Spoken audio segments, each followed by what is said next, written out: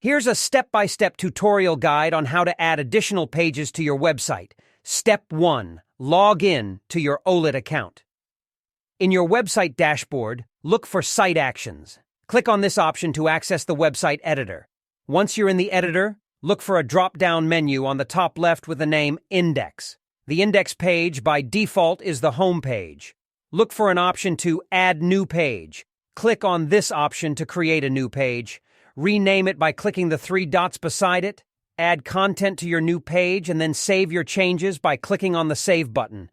Repeat the above steps for additional pages.